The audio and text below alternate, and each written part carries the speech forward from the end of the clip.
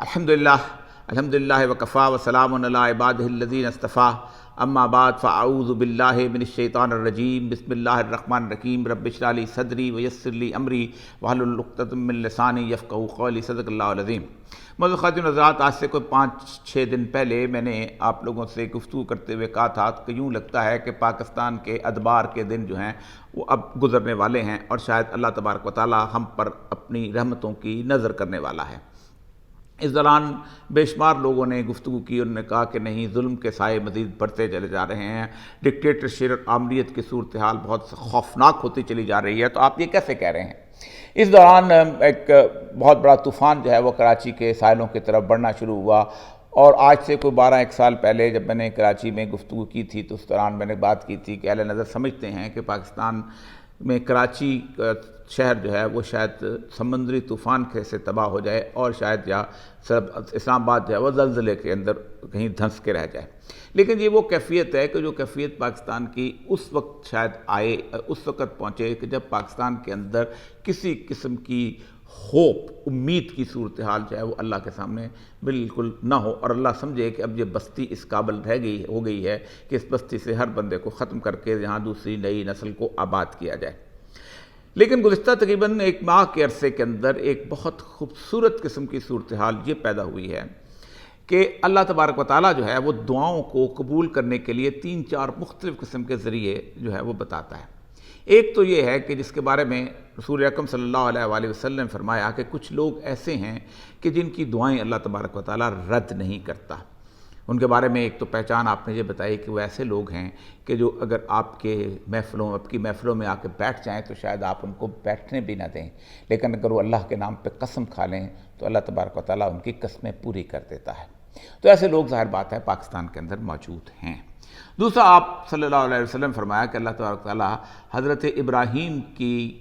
اس کیفیت یعنی ان کے مزاج پر 40 لوگ ایسے ضرور دنیا کے اندر رکھتا ہے کہ جن کی دعاؤں کی وجہ سے بارشیں برستی ہیں اور جن کی وجہ سے زمین پہ فصل اگتی ہے اور زمین میں امن ہوتا ہے۔ اور 7 ایسے ہیں جو حضرت نوح علیہ السلام کی خصلت پر ہوتا ہے کہ جب وہ غصے میں آ جاتے ہیں تو اللہ تعالیٰ ان کی دعائیں سنتا ہے۔ اور اس کے بارے میں آپ صلی اللہ علیہ وسلم نے وضاحت کی کہ یہ ان کو مرتبہ اور مقام جو ہے لوگوں کے ساتھ ان کے تعلق کی وجہ سے پیدا ہوتا ہے۔ وہ ان لوگوں میں سے نہیں ہوتے کہ جو سارا وقت بیٹھے ہوئے ایک غار کے اندر عبادت کے اندر گزارتے ہیں، نہیں، ان کا تعلق دنیا کے اندر انسانوں کی خدمت اور اللہ تبارک و تعالیٰ کی اس مخلوق کے ساتھ تعلق کی بنیاد پر پیدا ہوتا ہے۔ تو ایک تو وہ لوگ ہوتے ہیں کہ جو اس دنیا کے اندر موجود ہوتے ہیں وہ دعا کرتے رہتے ہیں اور ان دعاؤں کی وجہ سے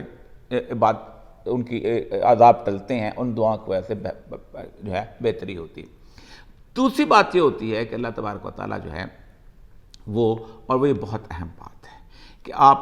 ایک بحیثیت قوم کسی پر عذاب آنے لگتا ہے تو اللہ تبارک و تعالیٰ جو ہے اس عذاب کو ان کے اجتماعی استغفار کی وجہ سے ٹال دیتا ہے۔ وہ سیدنا یونس علیہ السلام کی قوم نے کیا تھا اور ایسا ہو گیا تھا۔ تیسری اہم ترین بات، اور وہ بہت اہم ہے، جو کہ شاید اس وقت پاکستان کے اندر ہوئی ہے، اور اس پاکستان میں گزشتہ تقریباً 1 ماہ کے اندر ایسی صورتحال بہت زیادہ ہوئی ہے، وہ ہے 20ویں سپارے کے آغاز میں اللہ کا فرماتے ہیں امن یجیب المضطر اذا دعاہ، کون ہے جو مضطرب دلوں کی دعائیں سنتا ہے۔ مضطرب دل کون ہوتا ہے؟ وہ ہوتا ہے جو بے بس ہو جاتا ہے، جو سمجھتا ہے کہ طاقت کے سامنے اب اس کا کوئی چارہ نہیں، جو سمجھتا یہ ہے کہ اب آنسو بہانا، اللہ کے سامنے فریاد کرنا اور اللہ سے گڑ گڑا کر اپنی تنہائیوں میں معافی مانگنا، اللہ سے کہنا کہ عذاب کو ٹال دے، یہ پاکستان کے اندر گزشتہ 1 مہینے سے میں بار بار محسوس کر رہا ہوں۔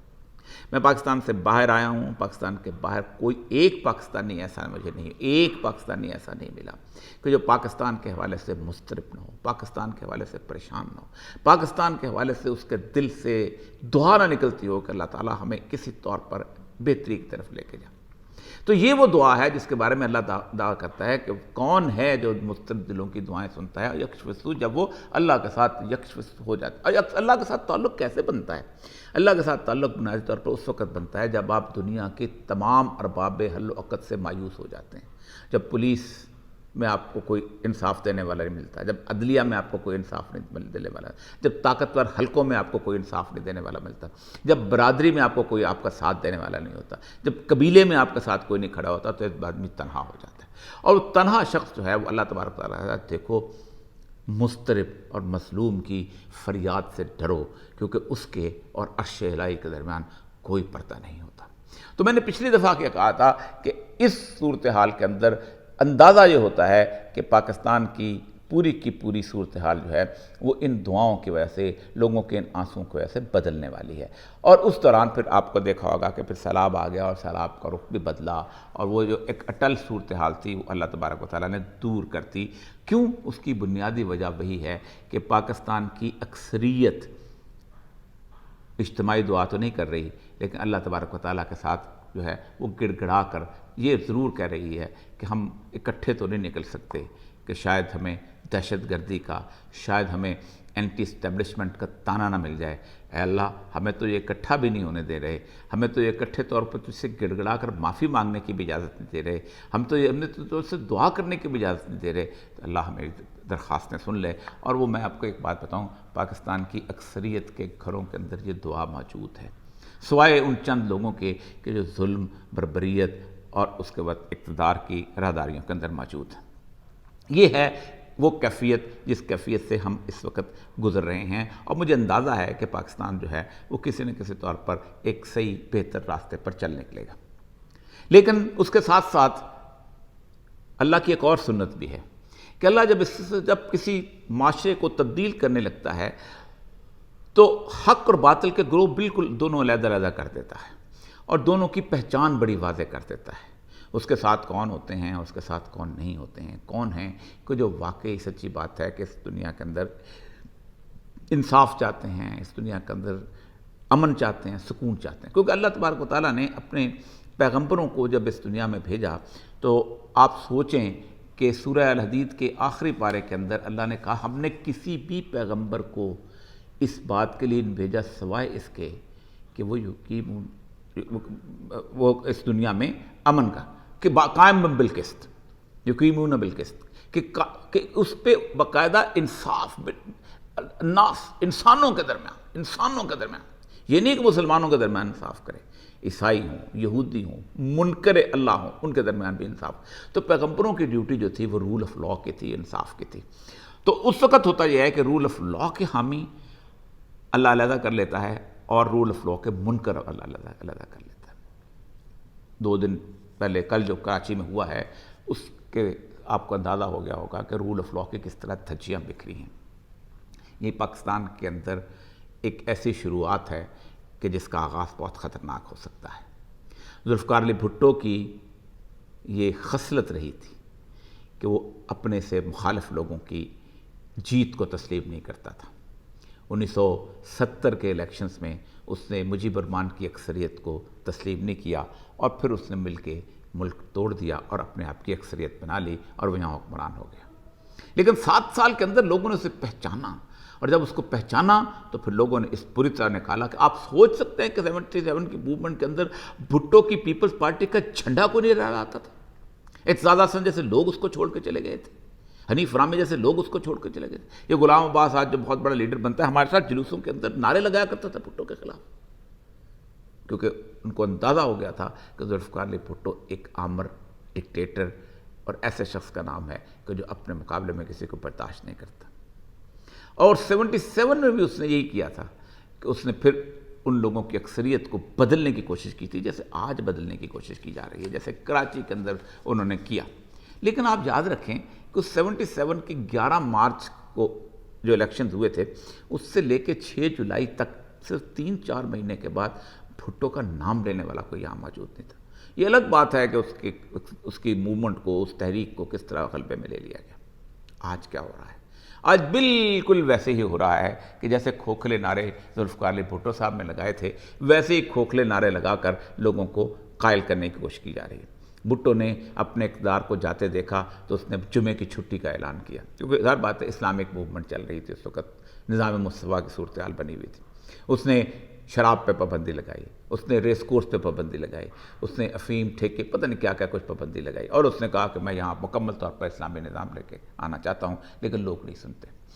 آج پاکستان کے اندر جو معاشی بدحالی ہے، اس معاشی بدحالی کے حوالے سے اسحاق ڈار صاحب نے ایک بجٹ پیش کیا۔ یہ بجٹ بڑا کمال کا ہے۔ اس بجٹ کے اندر آپ اندازہ کریں کہ میں حیران ہوتا ہوں کہ اس بجٹ کے اندر اسحاق ڈار صاحب نے سب کو خوش کر دیا۔ انہوں نے کہا سرکاری ملازمین جو ہیں ان کی 30 سے 35% جو ہے تنخواہوں میں اضافہ ہوگا۔ واہ واہ واہ، کیا بات ہے! میں تو خیر سرکاری ملازم لیکن میری پینشن میں بھی اضافہ ہوگا تو ظاہر بات ہے مجھے بھی اچھا لگے گا، پیسے آئیں گے تو پھر انہوں نے کہا کہ دیکھیں آج تک کبھی زندگی میں کبھی ایسا نہیں ہوا کہ ترقیاتی بجٹ جو ہے پاکستان کی ڈیولپمنٹ بجٹ جو ہے کبھی اتنا زیادہ ہو، ہم نے 33% اس میں اضافہ کر دیا۔ بڑے لوگ خوش ہیں، ابھی جناب موٹر وے بھی بنیں گے، فلاں بھی ہوگا، اور پتہ نہیں کیا کیا کچھ ہوگا، ادھر پاکستان کے اندر ریل پیل ہو جائے گی اس کی ترقیاتی بجٹ کی۔ فوج بہت خوش ہے، 13% اضافہ کر دیا، کمال کر دیا۔ بھئی آپ تو اندازہ کریں کہ مواجہ صاحب آج سے کچھ عرصہ پہلے کہا کرتے تھے کہ ہم تو پیٹ کاٹیں گے، لیکن ظاہر بات ہے اسحاق ڈار صاحب کا پاکستان چونکہ خوشحال ہو گیا ہے تو 13% ان کو بھی دے دیا جائے۔ لیکن اس سارے معاملے کے اندر یہ سارا جو پیسہ آئے گا کہاں سے، اس کے لیے ان کا ہم کوئی ٹیکس نہیں لگائیں گے، نہ ہم انڈسٹری پہ ٹیکس لگائیں گے، نہ ہم کسی اور چیز پہ پیسہ کہاں سے آئے گا؟ کیسے خوش کر دیا؟ وہ جو غالب کا مشہور ہے کہ غالب ایک صاحب تھے تو ان کو جو تھے سید زادے تھے ان کے بڑے مشہور، ان کے جیسے کہتے ہیں شاگرد، تو غالب جو تھے انہوں نے تھکے ہوئے لیٹے تھے، انہوں نے کہا میں آپ کے پاؤں دبا دوں؟ تو انہوں نے کہا ہاں بالکل دبا دو۔ اس نے کہا لیکن سید زادے مجھے برا لگے، کہا اجرت دے دینا پھر۔ انہوں نے پاؤں دابے، تو دابنے کے بعد ان کا اچھا ہماری اجرت، کہا جیسے تم نے ہمارے پاؤں دابے ویسے ہم نے تمہارے روپے دابے۔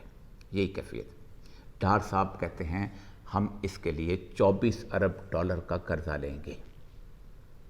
اب اس قرضہ لینے کی مجھے سمجھ نہیں آتی کہ کہاں سے لیں گے، لیکن انہوں نے گنوا دیا۔ سعودی عرب سے 5 ارب دیں گے، ابھی تک تو 1 ارب نہیں آیا۔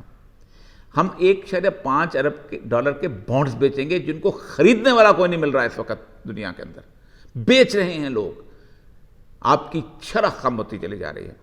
ہم یہ جو بینکس ہیں جن سے لون ہم لے کے، جو ہمارے نواز شریف صاحب کی پرانی عادت ہے کہ پہلے قرضہ لیا ورلڈ بینک سے IMF پہ لون میں خرچ کر دیا، پھر کمرشل بینک سے پیسے لے کے اس کو ادا کر دیا،